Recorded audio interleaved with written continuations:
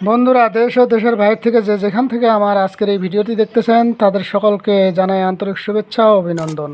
তো বন্ধুরা, আজকে বুঝতেইছেন আপনাদেরকে কি ভিডিও দিতে চলছি এবং কি উপায় দিতে চলছি। আজকে বলা উপায়টি যে কেউ করতে পারবেন, কারণ এটা যার যার আমলের উপরে নির্ভর করবে, যার যার ক্ষমতার উপরে নির্ভর করবে। যদি আপনার আমল একিন বিশ্বাস থাকে তাহলে আজকে বলা উপায়টি আপনার দ্বারা 100 হবে। আজকে বলা উপায়টি সম্পূর্ণ একটি গণনা করার উপায়। আপনি যদি একজন তান্ত্রিক কবিরাজ হয়ে থাকেন, অনেক কিছুই আপনি কারো কিছু বলতে পারতেছেন না, অনেকজনই আপনার কাছে আসতেছে কোনো জানতে যাচ্ছে, কিন্তু আপনি বলতে পারতেছেন না, সেক্ষেত্রে আজকে বলা উপায়টি যদি আপনারা প্রয়োগ করেন, হয়তো ভালো মন্দ অনেক কিছুই আপনারা জানতে পারবেন। কেন জানতে পারবেন, কেমনে জানতে পারবেন, ভিডিওটি না টেনে শুরু থেকে শেষ পর্যন্ত দেখবেন। যদি ভিডিওটি আপনারা স্কিপ দিয়ে দেখেন তাহলে হয়তো অনেক কিছুই বুঝবেন না। এই জন্যই আপনারা ভিডিওটি স্কিপ না দিয়ে দেখার চেষ্টা করবেন, তাহলেই হয়তো অনেক কিছু বুঝে যাবেন। তো যাই হোক বন্ধুরা, এখানে আপনারা স্ক্রিনে দেখতেছেন আমার কাগজ, আমি কিভাবে ছাড়ে দেবো, কিভাবে নড়াচড়া করবে। এটা অনেকেই হয়তো বলতে পারেন যে কাগজ ছাড়ে দিলে তো এমনিই চলতে পারে। হ্যাঁ, এটাও ঠিক, কাগজ ছাড়ে দিলে এমনিও চলবে। যখন আপনি আরবি লিখবেন তখন কাগজটা আপনার মনের যে একটা আকাঙ্ক্ষা বা চাওয়া, সেটা কিন্তু আপনার পূর্ণ হবে না। যদি এমনি এমনি কাগজটা ছাড়ে দেন তাহলে ওটা তো যেদিক মন সেদিক যাবে। যখন আপনি আল্লাহর নামগুলো লিখবেন, আল্লাহকে স্মরণ করবেন, তখন আল্লাহ অবশ্যই আপনার অন্তর্যামী।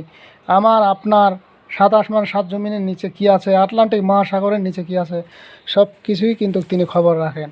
অতএব আপনার আমার অন্তরে কী আছে সেটাও তিনি জানেন। তো কী জন্য কেন আপনি নামটা লিখলেন, কী জন্য এটা ছাড়লেন, সেটাও কিন্তু আল্লাহ পাক জানেন। তো এখানে অনেক কিছু রহস্য আছে, আপনারা ভিডিওটি না টেনে সম্পূর্ণ দেখবেন, তাহলে বুঝতে পারবেন।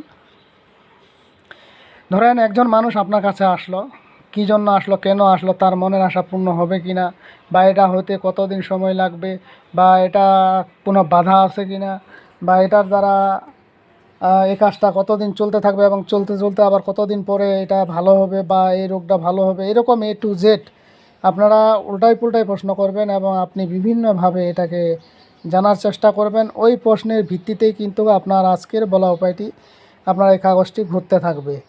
তো আপনারা আজকে বলা উপায়টি অবশ্যই যারা করবেন, যদি আপনার কোনো ওস্তাদ থাকে ওস্তাদের কাছ থেকে অনুমতি নেবেন, যদি ওস্তাদ না থাকে তাহলে আমার কাছ থেকে অনুমতি নেবেন। শেয়ার দিয়ে কাজ করবেন, যারা শেয়ার দিয়ে কাজ করবেন তাদেরকে আমি অনুমতি দিয়ে দিলাম। অবশ্যই আল্লাহর রহমতে আপনি এই গণনা থেকে জয় হতে পারবেন। এখন আসলে প্রত্যেকটা বিষয় বলতে কি, আসলে সব সহজ তো সবই, কিন্তু সহজের মধ্যেও কঠিন আছে। যেমন এই যে গণনা বিষয়টা, এটা খুবই সহজ আবার খুবই কঠিনও। কারণ এই গণনা বিষয়টা অ্যাকুরেটলিভাবে সবার কাছে দিবে না, সবাই এটা বলতে পারবে না। আর যাদের ইমান আমল একিন ঠিক আছে, এই কাগজটা যে করবে, যেটা হবে, যেটা করবে, যেটা ওনার মন থেকে আসবে সেটা উনি বলে দিবে, সেটাই হবে কারেক্ট। এটাকেই বলে গণনা এবং হাজিরা। তো যাই হোক বন্ধুরা, আপনারা দেখেন স্ক্রিনে যে কাগজটি দেখতেছেন, এখানে কিন্তু আমি একটা আল্লাহর নাম লিখছি, একটাতে লিখছি ইয়া সালামু, আর একটাতে লিখছি ইহদিনাস সিরাতাল মুস্তাকিম। তো আপনারা এখানে দেখতেছেন যে কাগজটা, এই কাগজটা কিন্তু আমার এক সময় বামে চলবে, বামে চলতে চলতে আবার ডাইনে চলবে। কারণ এখানে বামে চলতে চলতে আপনারা প্রশ্ন করতে পারেন যে গুরুজি, বামে চলতেছে, চলতে চলতে বামে না ঘুরে আবার ডাইনে ঘুরলো কেন? কারণ এখানেও রহস্য আছে। ধরেন আপনি একটা কাজ জানতে চাইলেন যে আমার এই কাজটা হবে কি না, বা বাধা আছে কি না, বা এটা কতদিন পরে হইতে পারে, এরকম A to Z আপনি যদি প্রশ্ন করেন তাহলে এখান থেকে উত্তর পেয়ে যাবেন। যেমন ধরেন আমি কাগজটা বামে ঘুরলো, বামে ঘুরতে ঘুরতে 3 পোয়া পাক ঘুরছে, অর্থাৎ 4 ভাগের 3 ভাগ ঘুরছে। 3 ভাগ ঘোরার পরে 1 ভাগ ঘুরে নাই, আবার রিটার্ন হয়ে গেছে। এখানে রহস্য আছে, নিশ্চয়ই এটা এইভাবে হয়েছে। এখন ওই কাজটা হবে না, এটা বলছিল প্রথমত হবে না। এই যে বামে ঘুরলো, বামে ঘোরার কারণে এখানে বোঝাচ্ছে যে কাজটা হবে না, এটা সময় নেবে, আস্তে আস্তে আস্তে আস্তে সময় নেবে। কিন্তু এটা তদবির করতে থাকেন, তদবির করতে করতে আবার যখন আপনার এটা টাইম মানে সময় হয়ে যাবে, তখন আল্লাহর রহমতে এই কাজটা আপনার আবার হয়ে যাবে। মানে যে কাজটা হবে না সেই কাজটাও কিন্তু আপনার তদবির করার কারণে কাজটা পরবর্তীতে হয়ে যাবে, সেই জিনিসটাই এখানে বুঝিয়েছে। আর এখানে বিশেষ করে আরও কিছু কিছু নিয়ম আছে, যেমন ধরেন যে আপনি কোন নিয়তে আছেন, কেন আছেন বা আসছেন, আপনার বাড়িতে কোনো পোতা আছে কি না, আপনার উপরে কেউ কোনো কিছু করছে কি না, এই কাগজটায় আপনি অনেক কিছু জানতে পারবেন। কীরকম, ধরেন আপনি একটা কাগজ ছাড়ে দিলেন, যদি কাগজটা ডুবে যায় তাহলে মনে করবেন আপনার বাড়িতে হয়তো কোনো কিছু পুতানো আছে, দোকানপাটেও পুঁতা থাকতে পারে, বিয়ে শাদির ব্যাপারেও পুঁতা থাকতে পারে, সেই জিনিসগুলো এখানে ওইভাবে বোঝাবে। আর যদি কাগজটা আপনার পানিতে না ডুবে আপনি ডুবাই দিবেন, আঙ্গুল দিয়ে বারবার ডুবাই দিবেন, ওটা কিন্তু উপরে উঠে পড়বে। যখনই ডুবাই দিবেন উঠে পড়বে, তখন কী হবে বুঝতে হবে আপনাকে যে না, তার বাড়িতে কোনো তাবিজ কবিজ গাঁথা নাই, কিন্তু ছিটানো আছে। তো এই ছিটানো জিনিসটার ফলে এই কাগজটা ডুবতেছে না, কিন্তু যতই ডুবাই দিচ্ছেন ততই উপরে উঠে উঠে ভাসে বেড়াচ্ছে। তো এরকম যদি হয়ে থাকে তখন বুঝতে হবে যে না, এটা বাড়িতে হোক, দোকানে হোক, ব্যবসা বাণিজ্য হোক, যেখানে হোক না কেন এখানে ছিটানো কাজ আছে। তাহলে আপনি সহজে বুঝে গেলেন বিষয়টা এবং কাজ করতে আপনার সুবিধা হবে।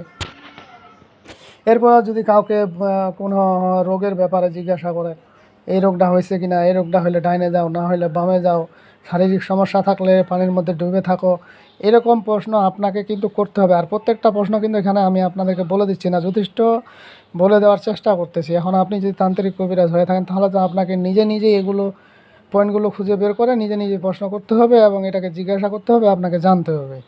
আর এটা চলাকালীন অবস্থায় আপনার মনে যেই ধারণাটা আসবে সেটাই আপনি বলবেন, সেটাই হবে রাইট।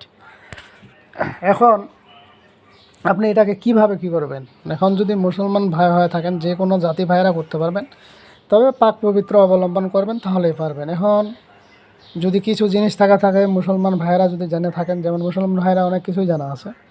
প্রথমত আপনারা আয়াতুল কুরসি পড়বেন 3 বার, আর সূরা ফাতিহা পড়বেন একবার বিসমিল্লাহ সহ সূরা ফাতিহা পড়বেন একবার, আর আয়াতুল কুরসি পড়বেন 3 বার।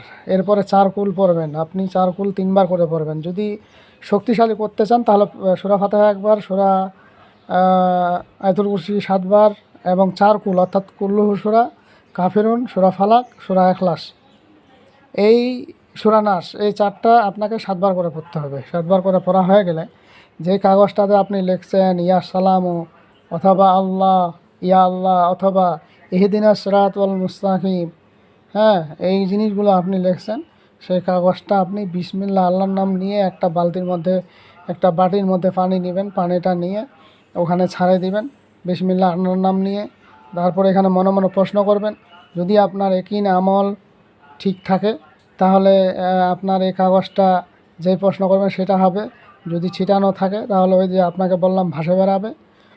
আর যদি মনে করেন যে আপনি জানতে চান যে বিদেশে আমার লোক গেছে, লোকটা কেমন আছে, কোনো খোঁজখবর পাচ্ছি না, কাগজটার মাধ্যমেই জানতে পারবেন। যদি কাগজটা ভাসে তাহলে বুঝবেন যে সে কাজের মধ্যে নাই, সে মন মানসিকতা ভালো নাই, সে বিভিন্ন হয়রানির মধ্যে আছে এবং প্রেশারের মধ্যে আছে, যার ফলে এই কাগজটা ভাসতেছে, অর্থাৎ তার মন এলোমেলো হয়ে গেছে, চিন্তিত আছে, কি করবে না করবে এই টেনশনের মধ্যে আছে। তো এরকম যদি হয়ে থাকে তাহলে এটা বলবেন। আর যদি কাগজটা ডুবে যায় তাহলে মনে করবেন যে না, তার দিনকাল ভালো যাচ্ছে, সে ভালো জায়গায় একটা ভালো পজিশনে আছে। ঠিক আছে, এইভাবে আপনারা প্রশ্ন করবেন, প্রশ্ন করলে আপনারা উত্তর পেয়ে যাবেন। এখন ভাই প্রশ্ন করবেন কি করবেন না করবেন এটা তো আপনার উপরে ডিপেন্ড করতেছে। তো এখন অনেকেই বলবে যে না, এটা তো এমনিও ঘুরে। যারা মনে করবেন এমনি ঘুরে, ঠিক আছে এমনিও ঘুরে, কিন্তু আপনার সঠিকলি যে আপনার ভিতরে একটা যখন বিশ্বাস আসবে, এই বিশ্বাসটা তখন আপনি পারবেন না করতে। এমনি তো আপনার খের বা যে কোনো জিনিস দিলেই ভাসবে না, এমনি অনেক কিছু ভাসবে। কিন্তু আপনি যখন নেক নিয়ত করবেন তখন আল্লাহ পাক আপনার নিয়ত দেখতেছেন, অবশ্যই তিনি একজন মহাজ্ঞানী। তো বন্ধুরা বুঝতেছেনই, আজকের ভিডিও এই পর্যন্তই। আর যদি আপনাদের কারো কোনো এর চাইতেও জানার থাকে আপনারা সরাসরি কল দিতে পারেন বা আপনারা আমাকে SMS এর কমেন্টের মাধ্যমে জানতে পারেন। তবে আজকে বলা উপায়টি আমি তাদেরকে অনুমতি দিব যারা আমার চ্যানেল সাবস্ক্রাইব করেছেন এবং যারা আমার ভক্ত, তাদের তো দোয়া থাকবেই আল্লাহ। যেমন এইখানে অনেক বাবাজিরা আমার কাছে আসেন শেখার জন্য, আমি দোয়া আশীর্বাদ করে দিই তারা যেন করে খাইতে পারে। আর অনেক জায়গায় অনেকজনে হার সাধনা নিছে, এটা সাধনা নিছে, ওটা সাধনা নিছে, টাকা পয়সা দিছে, কিন্তু কাজ আর কিছু করতে পারেনি, হারেই থাকে গেল, ফলে কোনো কাজ হয়নি ওনাদের।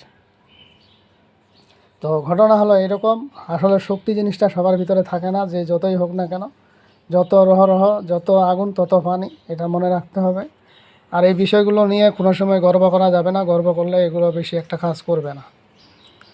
তো যাই হোক বন্ধুরা, আজকের ভিডিও এই পর্যন্তই। ভিডিওটি যদি আমার ভালো লেগে থাকে অবশ্যই একটি লাইক দিবেন, বন্ধু বান্ধবের কাছে শেয়ার করে দিবেন। আর যারা এখনও আমার চ্যানেলটি সাবস্ক্রাইব করেননি তারা সাবস্ক্রাইব করে নেবেন এবং পাশে থাকা বেল আইকনে অল ক্লিক করবেন, যাতে ভিডিও ছাড়ার সঙ্গে সঙ্গে নোটিফিকেশন আপনাদের কাছে পৌঁছে যায়। আর যারা অলরেডি সাবস্ক্রাইব করে ফেলছেন তাদেরকে অসংখ্য ধন্যবাদ। তো পরবর্তী ভিডিও দেখার আমন্ত্রণ রইল, সে পর্যন্ত ভালো থাকবেন। ধন্যবাদ।